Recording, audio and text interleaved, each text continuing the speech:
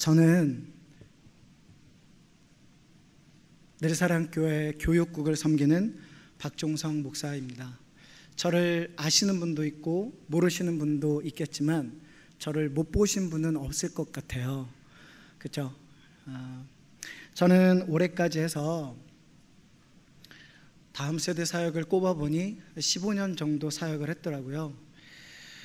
그때나 지금이나 이 다음 세대를 향한 이 부모님들의 마음이 한결같이 좀 불편하세요. 자녀를 대하는 마음들이 언제나 어렵습니다. 이 자녀를 보면 왜 이렇게 변했지? 우리 아이가 맞나? 우리 아들이 맞나? 우리 딸이 맞나?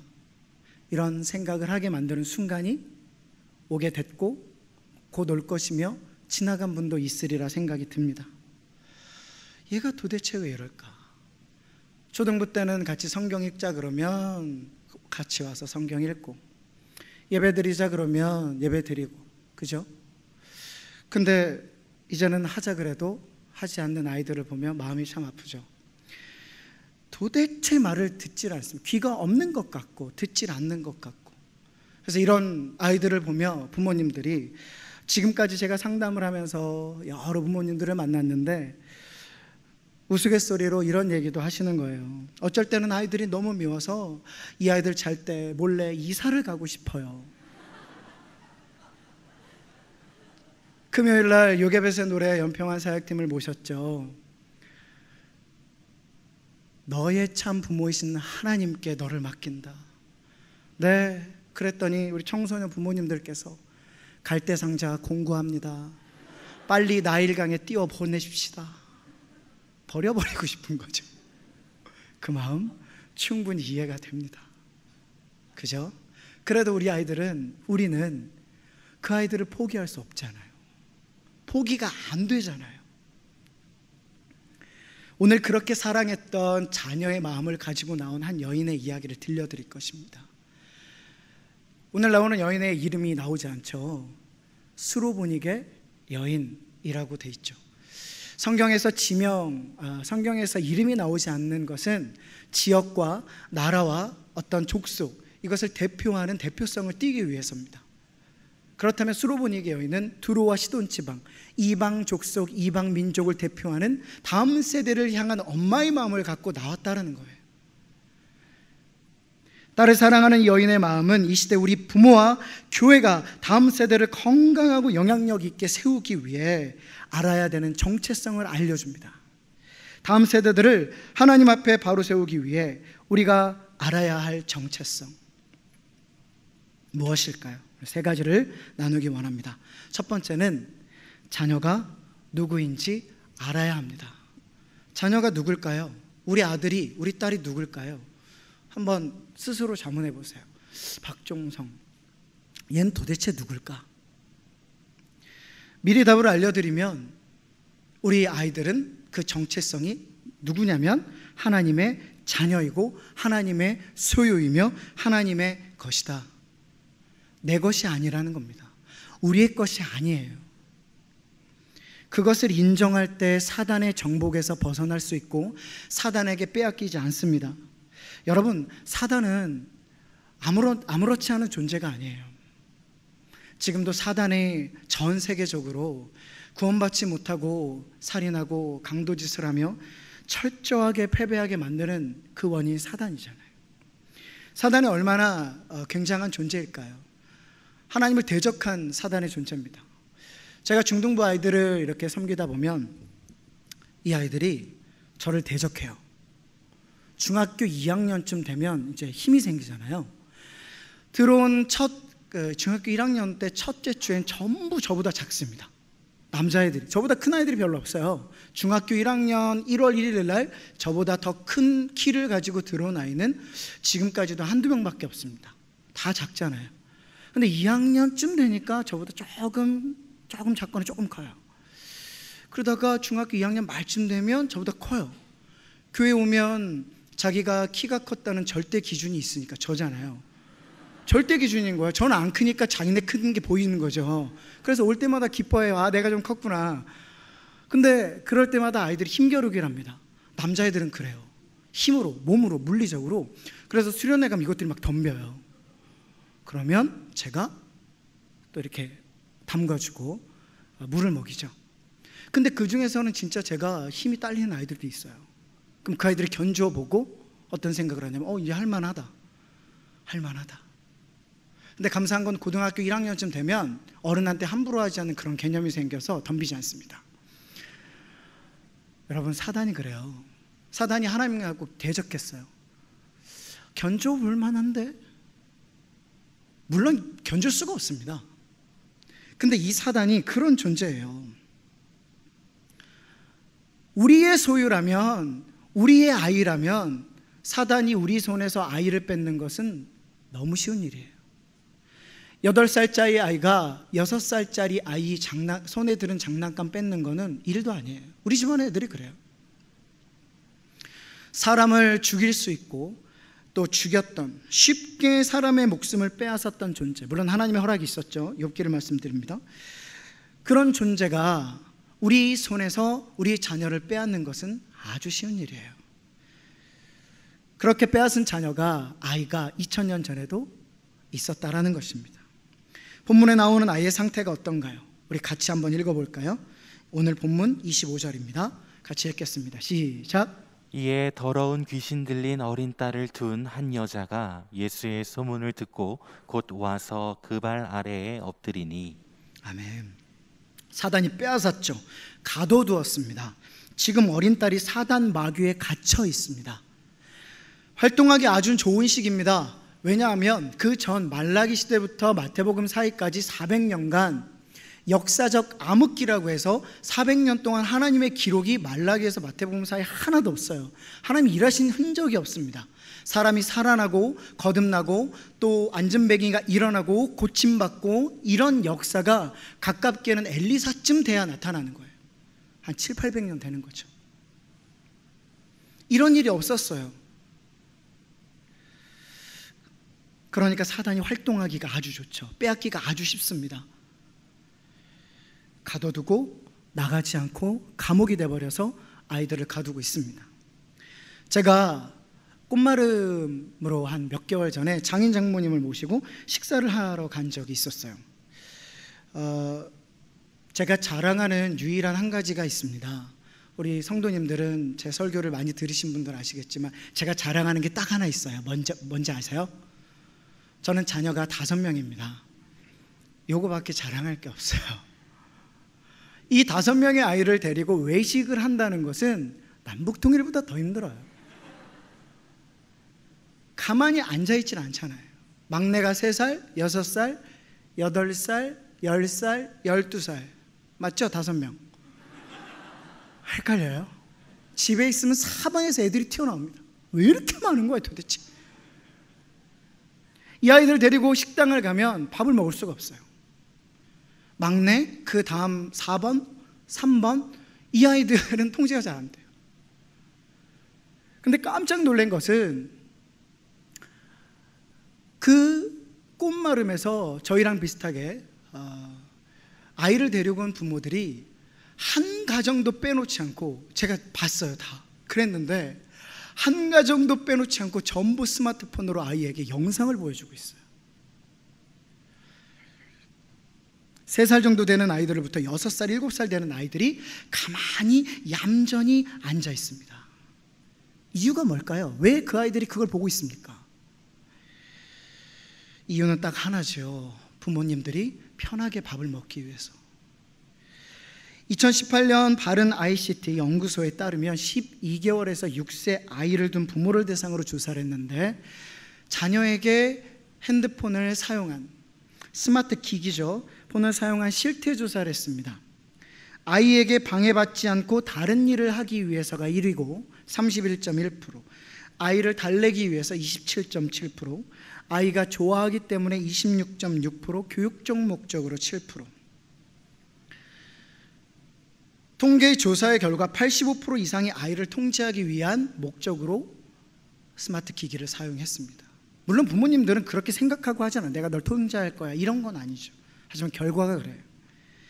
하나님의 자녀, 하나님의 소유는 세상을 정복하고 다스리는 본능이 있습니다. 하나님이 그런 그 기능을 탑재해서 세상에 보내세요. 조성하시고 창조하신 것이 세상을 정복하고 다스리고 싶은 본능이 우리 모두에게 있습니다. 그게 어떤 증거냐면 아이들이 이제 기어다니고 뛰어다니기 걸어다니기 시작하면 만지고 싶어 해요. 올라가고 싶어 해요. 돌아다니고 싶어 해요. 궁금해요. 왜요? 정복하고 다스릴 수 있는 본능이 그 안에 있기 때문에 만지고 싶은 거예요. 알고 싶은 거죠. 그러면 차갑다, 뜨겁다, 가지 말아야 한다, 엄마가 화낸다, 아빠가 짜증낸다, 이런 걸 아는 거예요. 더럽다, 깨끗하다, 그리고 어둡다, 밝다, 이런 것들을 알아가고 싶은데 스마트폰의 감옥에 가둬버리는 거죠. 부모가 자신의 편안함을 위해서 하나님 자녀로서 살아갈 본능을 통제하고 있는 겁니다. 내 것이라 생각하고 있는 거죠. 하나님의 자녀라고 생각하면 그럴 수 없어요. 그래서 저희도 식당 가면 얼마나 보이고 싶겠어요. 그거 딱 틀어주면 가만히 있는데, 그죠? 2대만 틀어놔도, 1대만 틀어놔도 5명이 다 몰려서 봐요. 5명을 키우면서 식당 가서 단 한 번도 아이들에게 스마트폰 켜준 적이 없어요. 왜요? 우리 아이가 아니라 하나님 거니까. 엄마가 고생하고 아빠가 뛰어다니면서 밥이 코로 들어가는지 입으로 들어가는지 난장판이 되더라도 이 아이들과 함께 외식을 하러 나간 그 자리에서 하나님이 주신 청지기의 삶, 부모의 역할을 감당하기 위해 내 소유가 아닌 하나님의 소유를 하나님의 소유답게 키우는 거죠. 부모가 열심히 뛰어다니고 애쓰고 스트레스 받고 피곤하고 너 왜 가지 말아야 될 곳을 가니? 그러면서 잡아주고 만져보고 싶어 한번 만져봐. 뜨거운 거야. 이건 차가운 거고 이건 더러운 데야. 가지 말아야 돼. 그런 것들을 끊임없이 하지 않는 이유는 뭐냐면 그 아이가 내 것이라 생각하는 본능이 있는 거예요. 내가 편안하고 싶으니까. 그렇게 자란 아이들이 커서 우리 아이들 친구들을 보면 그래요. 놀이터에 가서도 핸드폰 갖고 놀고요, 집에 들어와서도 핸드폰 갖고 놀고요, 어디에 가서든지 핸드폰이라는 감옥 안에 갇혀 지내서 이 아이들이 청소년쯤 되잖아요. 그 감옥에서 나오는 것을 두려워한답니다. 이것은 제 얘기가 아니에요. 청소년 디톡스라는 책과 나를 아세요라는 책에 청소년 도서인데요, 거기에 전문가들이 조사한 거예요. 제가 그것을 보면서 깜짝 놀랐습니다. 오히려 두려워한다는 거예요. 애들이 원하는 게 아니라 그 안에 있는 것이 좋은 게 아니라 나오는 것이 두려워서 못 나오고 있는 거죠. 그래서 아이들은 그 안에서 질서 없이 방향 없이 지저분하게 사는 거예요. 혼자 돼서 삽니다. 비전도 없이 꿈도 없이 중심도 없이 살아가는 거예요. 여인의 어린 딸이 귀신 들렸습니다. 그런데 이 귀신 들렸다, 귀신 들린 앞에 단어가 수식어가 붙어요. 뭐가 붙을까요? 더러운이에요. 성경 전체에 103번이 나오는데 나머지는 다 그냥 귀신이라고 나옵니다. 그런데 귀신 앞에 수식어가 붙으면 여지없이 더러운이라고 붙어요. 흉측한, 음산한, 기절할 만큼 무서운, 깜놀할 이런 게 아니라 왜 더러운일까요? 원어를 보니까 아카다르톤이라고 해요.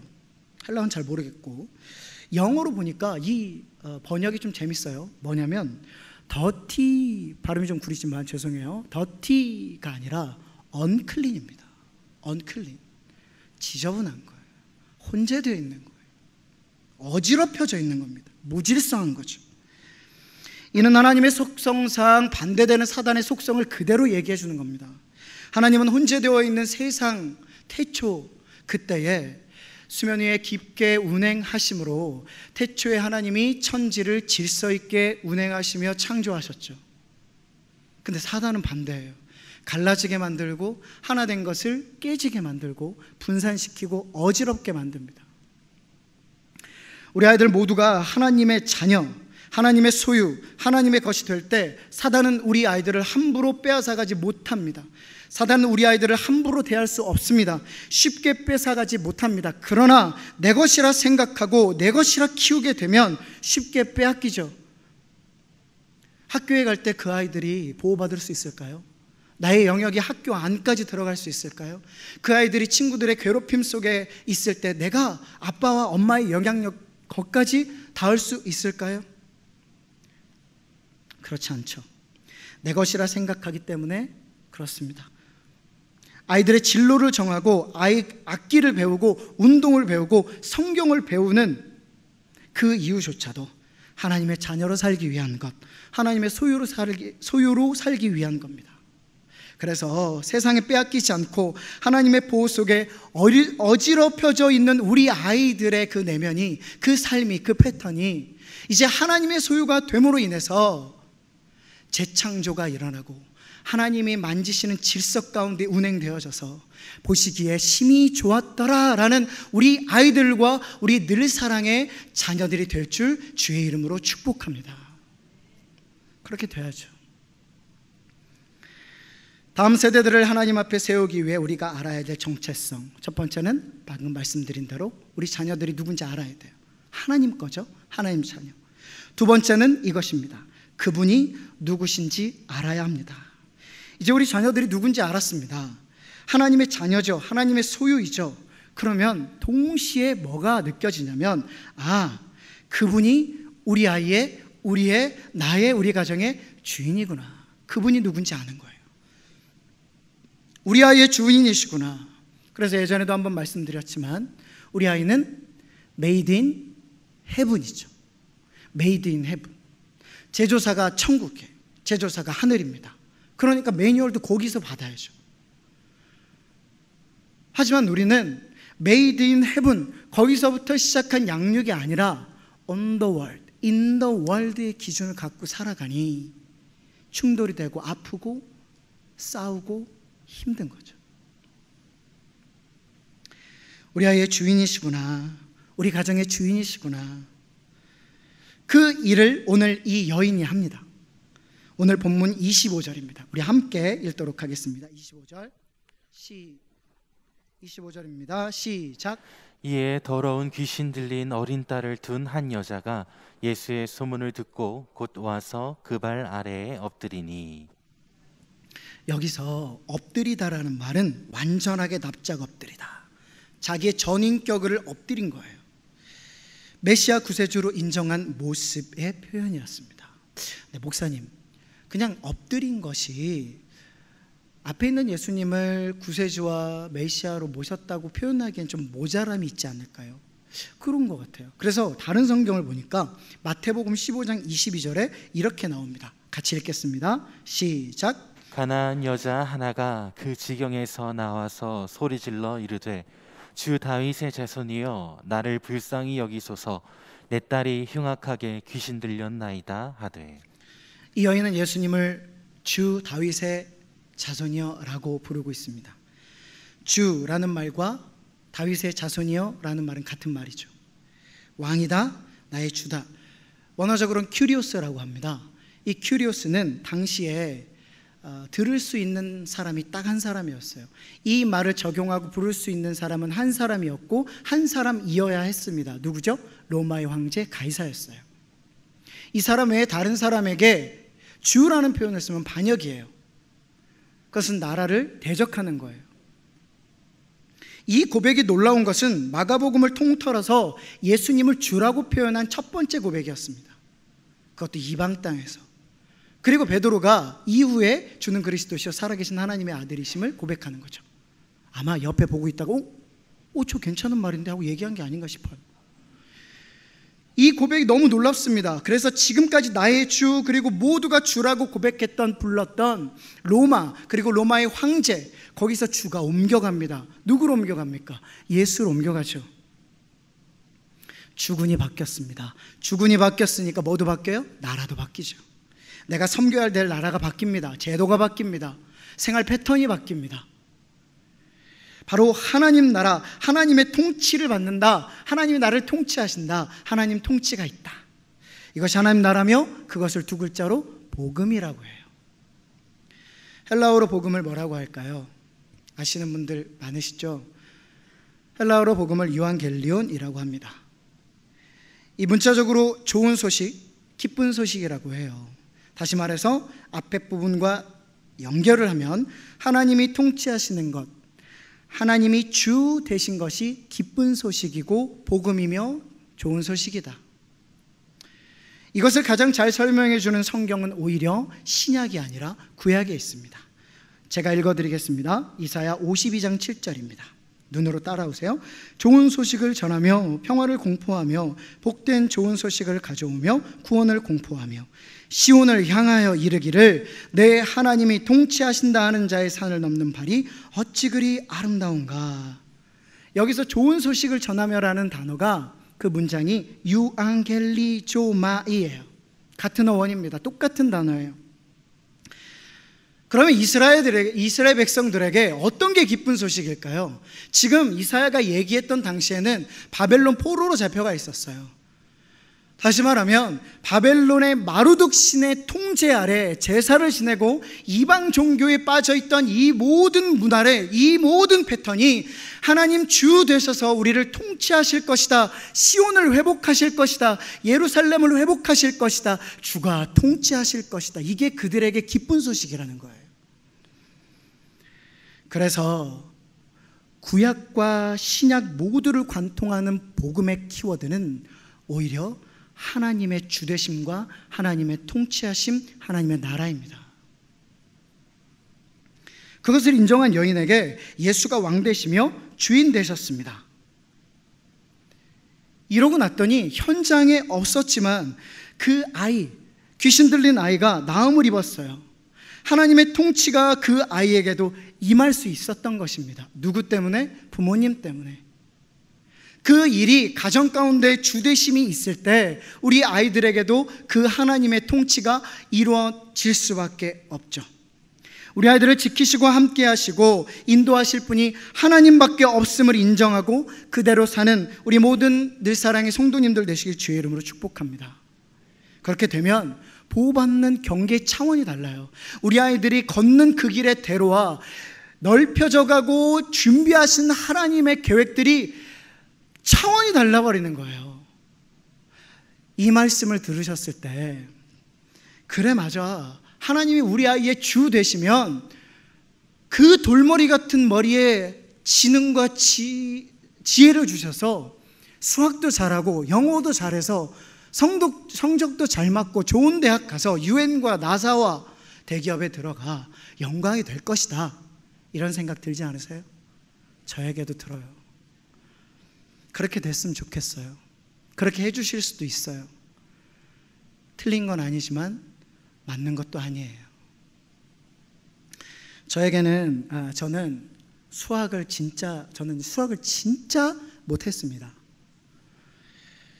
유전적으로 제가 문과예요. 그래서 말을 잘해요. 저는 전두엽이 머리에 있지 않고 이 옆에 있습니다. 저도 제가 무슨 말을 할지 모르고 이게 입이 자꾸 얘기를 해요. 근데 이런 유전이 우리 아이들에게 들어갔어요. 그랬더니 우리 아이들이 하늘의 언어로 말대꾸를 합니다. 어디서 배웠는지 궁금해요. 넌 말대꾸 하는 학원을 다니니? 어디서 그런 말을 배웠어? 문과라 이 말을 잘해요. 다만 아쉬운 건 수학을 못해요. 제가 중학교 때 기억이 나는 건, 제가 수학 점수가 시험을 봤는데 11점을 맞은 거예요. 웃으셔도 됩니다. 네, 11점을 맞았는데 선생님들이 좀 얄미웠어요. 왜냐? 문제가 4개였거든요. 4개인데 한 문제당 25점인 거예요. 왜 그러냐면 문제 풀이 과정을 처음부터 다 맞춰야 25점을 맞는데, 그러니까 그 안에 풀이 과정이 첫 번째, 두 번째, 세 번째, 네 번째가 다 맞아야 돼요. 진짜 무서운 게 뭐냐면 첫 번째를 틀리면 두 번째, 세 번째, 네 번째 다 틀리겠죠. 근데 놀라운 것은 저는 첫 번째는 틀렸지만 두 번째는 맞췄어요. 세 번째는 틀렸지만 네 번째는 맞췄습니다.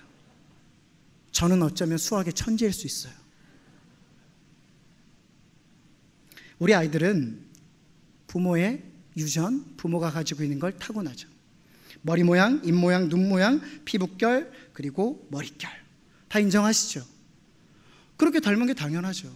근데 인정 못 하시는 게 하나 있어요. 뭐냐면 우리의 머리. 그래서 계속해서 학원을 보내시는 거예요. 과외를 붙여주시고, 너는 똑같은 공부를 하는데 왜 성적이 늘지 않니? 그럼 아이들이 이렇게 반문할 거예요. 엄마는 저 옆에 있는 아줌마랑 똑같은 이마트에서 재료를 사는데 엄마는 왜 이렇게 맛없어? 좀 웃는 얘기지만 비슷한 거예요. 우리 아이들에게 그렇게 물려집니다. 아이들이 질문을 하죠. 엄마, 아빠 어렸을 때 공부 잘하셨어요? 이런 질문 받아보셨나요? 뭐라고 대답하셨어요? 쓸데없는 소리 하지 말고 빨리 들어가서 공부나 해. 아, 그러셨군요. 하나님께서는 왜 그렇게 우리 아이들에게 엄마와 아빠를 닮도록 하셨을까요? 딱 봐도 저희 둘째는 저랑 겉과 속이 똑같이 생겼어요. 웃음이 나요. 똑같은 아이가 좀 작게 태어나가지고 돌아다녀요.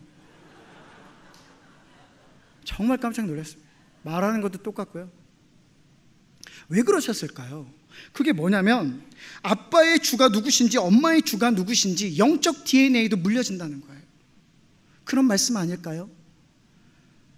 육적인 DNA도 가고 성격의 DNA도 가고, 그렇다면 우리의 영적인 DNA도 가니까 사랑하는 나의 부모 세대들아, 아이들에게 그것만 물려주는 것이 아니라 안 되는 것을 잘 되게 하기 위해서 부모는 좋은 것을 물려주지 못했지만 좋게 자라가기 위해 학원도 보내주고 과외도 시켜주고 음악도 시켜주고, 그렇게 하는 것처럼 너희에게 없었던 믿음, 너희에게 없었던 영적 DNA를 주라는 거죠.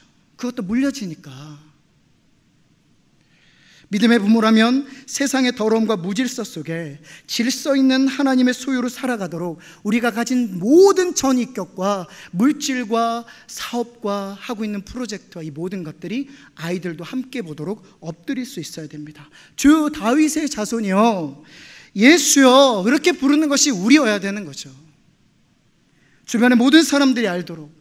이제 아이가 귀신 들린 것이 나가서 깨어났습니다. 주변에 많은 사람들이 와서 얘기해요. 얘야, 너가 어떻게 깨어난지 아니? 너희 엄마가 어떤 일 했는지 아니? 어떤 취급을 받았는지 아니? 주변에 있는 모든 사람들은 다 알고 그 아이에게 얘기해 줄 것입니다. 그 아이가 경험하며 살아야죠. 부모의 등 뒤를 보며 살아야죠. 아빠의 등 뒤에도 엄마의 등 뒤에도 걸어가는 모든 돈을 쓰는 패턴, 소비하는 패턴, 그리고 무엇을 결정하더라도 걸어가는 모든 패턴 뒤에 그 등 뒤를 봤더니 주라고 써있고 자세히 봤더니 예수라는 흔적들이 남아있는 거예요. 따라갈 수밖에 없죠. 그래서 우리 아이들도 주 되심, 나의 주인이 하나님이시구나. 그래서 우리 아이들은 나갈 때 주 안에 다녀오겠습니다라고 인사를 해요. 학교 갈 때 주 안에 다녀오겠습니다. 저도 그래요. 아이들한테 주 안에 다녀올게. 주, 나의 주, 그분이 내가 없는 영역에서, 내가 없는 그곳에서 우리의 주 되셔서, 우리 아이들의 주 되시고 우리 가정의 주 되셔서 지키시고 보호하시는 차원은 우리의 경계를 훨씬 뛰어넘습니다.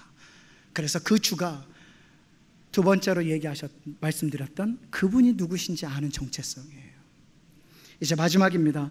다음 세대들을 하나님 앞에 바로 세우기 위해 우리가 알아야 되는 정체성. 세 번째는 내가 누구인지 알아야 돼요. 자녀가 누구인지 알았다는 것은 동시에 그분이 누구인지 알았다는 것이 첫 번째, 두 번째 정체성이었습니다. 이제 그분이 누구신지 알았다면 동시에 내가 누군지 아는 것은 아주 당연한 연결고리예요. 마치 그분이 내 아버지라는 것을 알면 내가 뭐죠? 자녀이죠.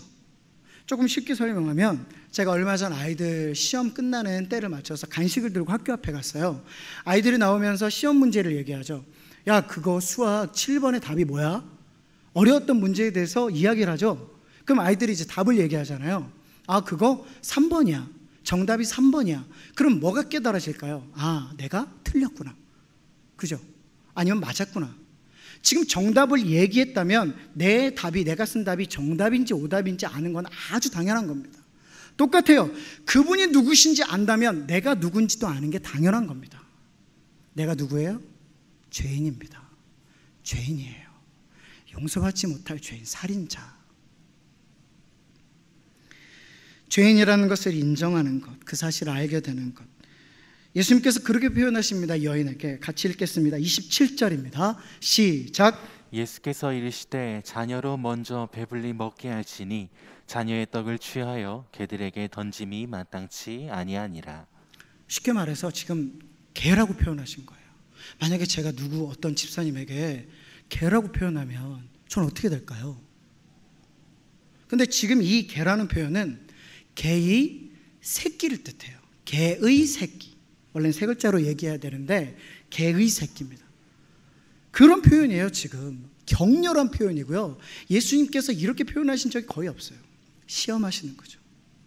더러운 것들 중 최고의 것들만을 택해서 죄를 지은 우리입니다. 저입니다. 사람들끼리 비교해 보면 좀 나은 사람이 있어요. 좀 괜찮은 사람이 있어요. 저도 그래요.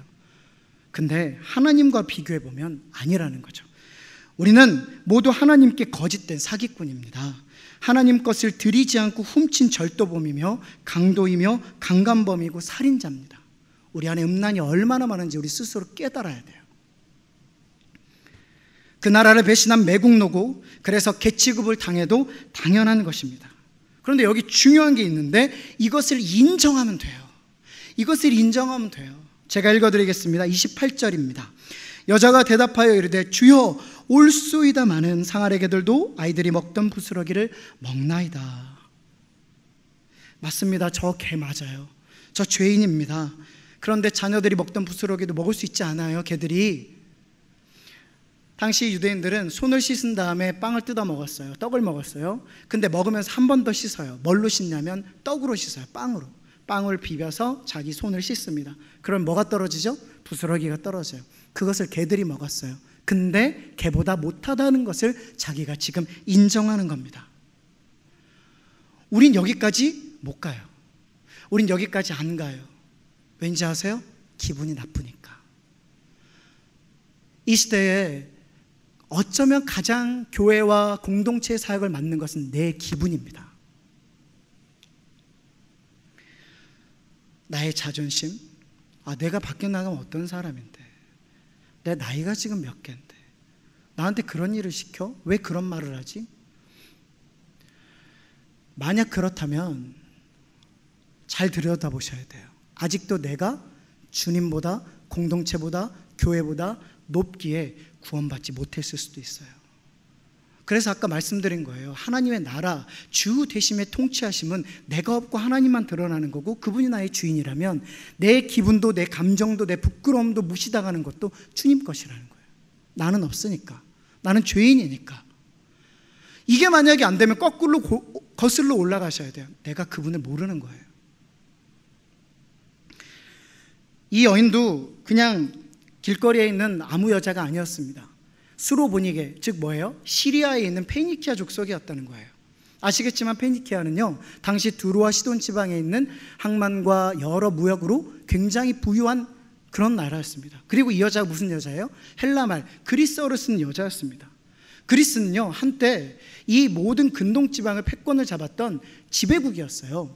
그러면 이 그리스 여자가 누구 앞에 있는 겁니까? 식민지 남자 앞에. 근데 이 남자가 누구예요? 이름도 듣도 보도 못한 어디 갈릴리 불황자의 마을에서 학위도 없는 이상한 남자 앞에서 개취급을 당하고 있습니다. 내가 사람 잘못 봤네, 그런 사람이 아니었구나, 메시아라 그래서 소문 듣고 왔더니 성품이 아주 안 좋구나, 어떻게 저렇게 얘기하지? 기본 소양이 안 돼 있네. 그리고 갔다면 이 여자에게는 아무것도 변화가 일어나지 않았을 겁니다. 저도 그렇지만 예수를 주로 모시는 사람들이 잊고 살아가는 건 내가 죄인이라는 것을 잊고 살아가요. 완전히 나를 내려놓으면 걔만큼 철저히 무시를 당해도 그 자존심까지 주의 것임을 인정하고 주를 따라 십자가 지고 그 골고다를 언덕 올라가는 것, 거기까지 가는 것이 그리스도인의 하나님 나라 주대심 통치하심을 보여드리는 삶이에요. 근데 우리 거기 안 가요. 사역하면서 정말 많이 봤습니다. 저도 그랬습니다. 중요한 사역이 있지만, 중요한 공동체의 목적이 있지만 내 기분이 상하면 돌아보지 않아요. 자연스럽게 그렇게 주를 따라가면 나는 없어지고 자연히 주님만 드러나는 거죠. 저희 청소년 아이들이 제가 망가지면 되게 좋아합니다. 그래서 제가 설교하다가 이런 말을 했어요. 얘들아, 목사님 얼굴을 포토샵에 넣고 잡티 제거를 하면 눈이 사라진다? 포토샵이 목사님의 눈을 잡티로 인식해버려. 그럼 애들이 막 웃어요. 맞아요, 하나님이 나 지으실 때 저기 찰흙칼 가지고 이렇게 그으신 것 같아요. 와이셔츠 단축구멍 같아요. 이런 얘기를 하는 거죠. 애들이 좋아해요. 초등부애들은 더 좋아합니다. 망가질수록 애들이 좋아하고 제게 가까이 오고 교회 오기를 좋아하고 말씀 듣기를 좋아하는 거죠. 친해지니까 사역이 되고, 사역이 되니까 말씀이 들어가는 거예요. 내가 망가질수록 좋은 거죠. 근데 어느 날 주님께서 알려주셨어요. 뭐냐면, 이것이 자신을 망가뜨리셔서 부끄러움을 개의치 않으시고 발가벗겨진 채로 십자가 메고 그 골고다를 올라가심으로 우리에게 웃음 주시고 생명 주시고 이렇게 함께 예배드릴 수 있는 자격을 주신 것이 내가 조금 닮았더라고요. 우리 목자님들이 조금 닮았더라고요. 아이들에게 무시당하고 목원들에게 무시당해도 그 길 묵묵히 걸어가는 계치금은 아니어도 그 길을 걸어가고 계시는 것, 그것이 진짜 그리스도인의 삶이잖아요. 2019년 7월 15일 제가 정확히 기억하는데요, 써놨거든요. 교회에서 가장 가까운 중학교 앞으로 제가 기타를 메고 찬양을 하러 나갔습니다. 진짜 나가기 싫었습니다. 정말 좀 부끄러운 얘기죠. 정말 나가기 싫었어요. 왜냐하면 저는 찬양을 못해요. 40분 설교하는 것보다 2분 찬양하는 것을 더 힘들어하는 사람입니다. 그리고 기타를 못 쳐요. 기타를 못 쳐요. 외우고 칠 수 있는 그런 사람이 아니에요. 악보를 봐도 잘 못 치거든요. 근데 윗분의 지시가 있어서 윗분의 지시를 따라서 이제 나간 거죠. 근데 여기서 생각하시면 안 되는 게, 정승윤 목사님이 그런 일을 하셔. 아니, 윗분이 얘기하시는 거예요. 그분이 그런 성향이었어. 이거 아니고요. 우리 하나님께서 이제 가라고 하셨으니까 간 거예요. 그래서 이제 너무 떨리는 마음으로 그 앞에 나갔습니다. 이제 기타 멜빵을 메고 치고 있는데 첫 번째로 만난 녀석이 우리 교회 여자애였어요. 중학교 1학년짜리. 그러더니 저를 딱 보더니, 목사님 여기서 뭐 하세요? 창피해요.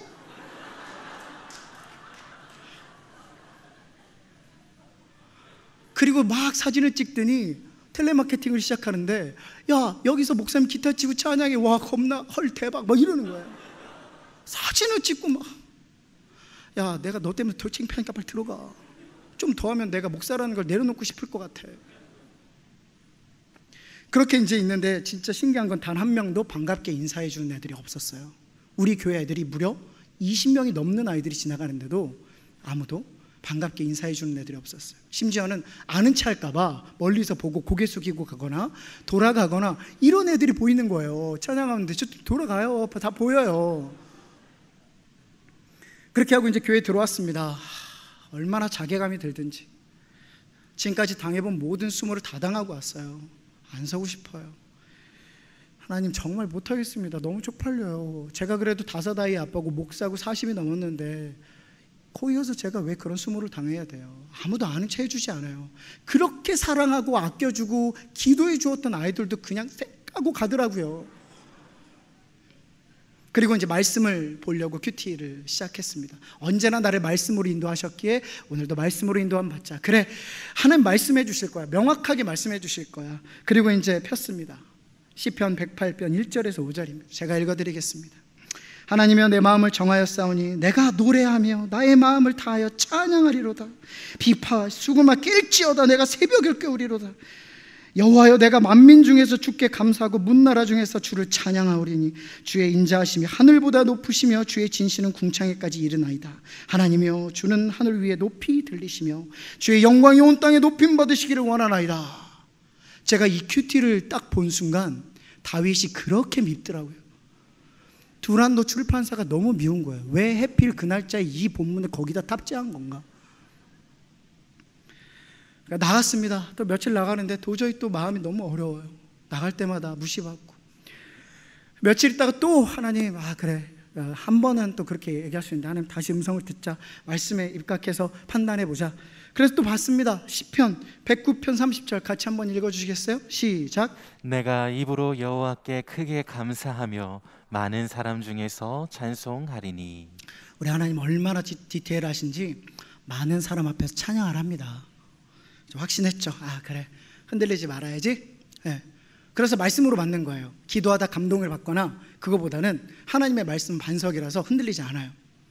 말씀을 받고 나니까 그래, 나가는 것에서 이제 의심이 없습니다. 다만 쪽팔린 건 계속 있는 거죠. 그래서 기타를 차에 싣고 걸어가 그 학교 앞까지 갈 때 엄청 가슴이 쿵쾅쿵쾅거려요. 내리고 싶지 않아요. 8시까지 가야 되는데 8시까지 도착해서 이제 창문을 열고 기타를 메고 학교 앞에 갑니다. 그리고 이 코드를 잡고 스트로크를 한번 쫙 하면 진짜 신기하게도 여러분 더 창피해요. 안 보던 사람들이 쳐다봐요. 무슨 기타 소리야? 저기서 기타를 치고 그래 시끄럽게. 그리고 찬양을 하는데 이게 진짜예요. 빛 되신 주. 이 코드가 좋거든요, 제 목소리에. 어둠 가운데 하면 그때부터는 제가 없어져요.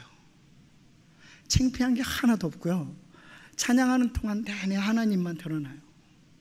그리고 찬양 끝나고 갈 때 다시 창피하고. 아무도 알아주지 않죠. 무시하죠. 지나가다 시끄럽다라고 민원 넣고요, 경찰이 오기도 하고요.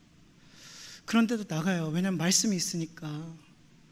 나가서 아빠를 잃은, 엄마를 잃은 우리 아이들 격려해주고, 왕따 당하는 저의 사랑하는 청소년, 영적 자식들 위해서 힘내라.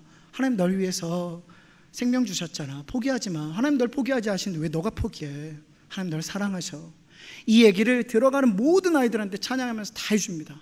듣든지 말든지 하나님 널 구원하셨어, 찬양하자. 그럼 나 혼자 찬양하면 되고요, 틀려도 그냥 찬양하면 돼요. 빛 대신 주가 여러 곡으로 거기서 막 찬양이 읊혀졌어요.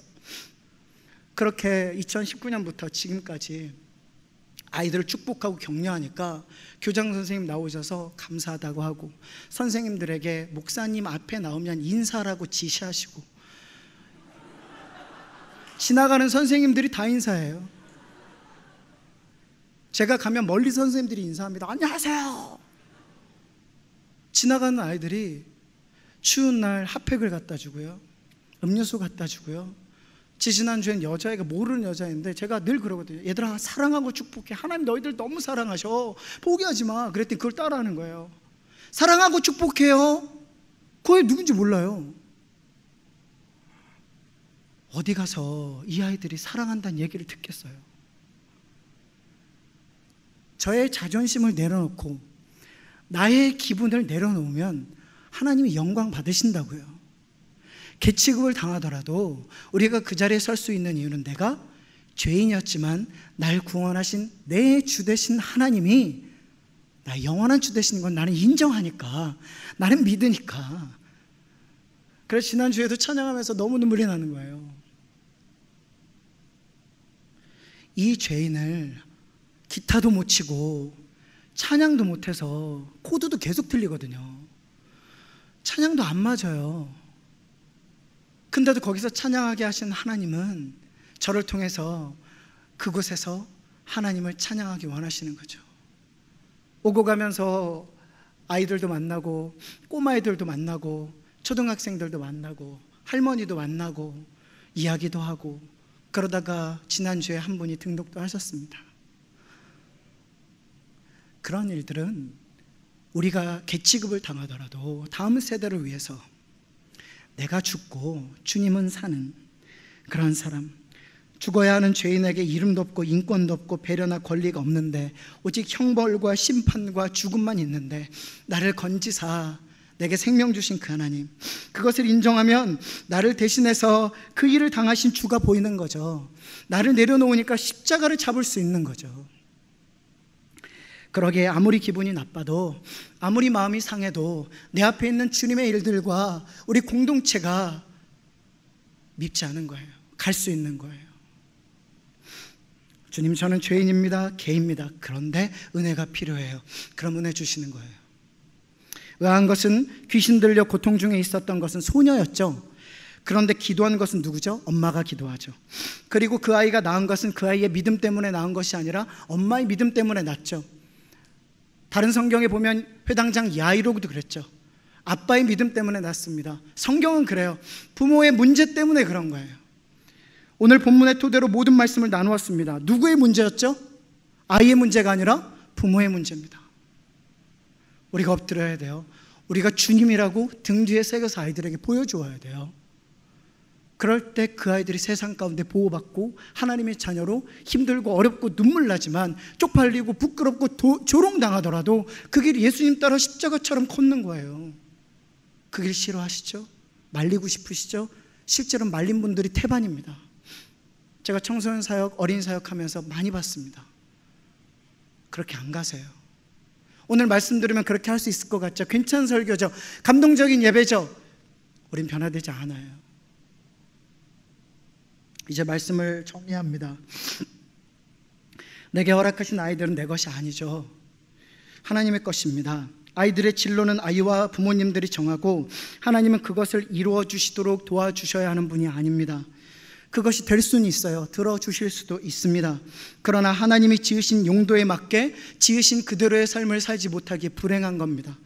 함께 어울리지 말아야 할 사람들과 어울리니 어울리지 말아야 할 일들의 연류가 되고 힘들고 어려운 경험들을 자꾸 맞이하게 됩니다. 그리고 가장 중요한 것, 하나님과 상관없이 살다가 주일에 교회에 오는 사람이 될 것입니다. 성경에서 아이들의 문제는 언제나 부모가 그것을 해결했습니다. 아이가 스스로 예수님께 나와서 해결받은 일이 없어요. 그래서 개취급을 당하더라도 우리 부모 세대, 우리의 자녀가 아니어도 늘 사랑의 다음 세대, 한국의 다음 세대를 위해서 우리가 엎드려야 되고 우리의 주 되신 하나님을 인정하고 그대로 살아가는 모습을 우리 교회 어른들이 보여주어야 하며 부모님들이 보여줄 때 우리 아이들이 바벨론 포로에서 돌아와 주님의 몸된 교회 시온을 세울 수 있다는 것입니다. 어지러운 세상, 더러운 문화 속에서 바른 길을 제시할 수 있는 유일한 이름, 예수밖에 없잖아요. 그 이름으로 우리의 정체성이 정해져야 됩니다. 오늘 확정하세요. 오늘 확정하고 그 삶이 내 삶에서 이루어지지 않으면 오늘도 괜찮은 설교 하나 듣고 돌아가는 겁니다. 그냥 괜찮은 예배 드리고 끝나는 겁니다. 자녀가 누구인지, 그분이 누구신지, 그리고 내가 누구인지 오늘 확정하여 우리의 다음 세대 자녀들이 하나님 나라 위한 세상 속 주님의 거룩한 교회가 되기를 주님의 이름으로 축복합니다.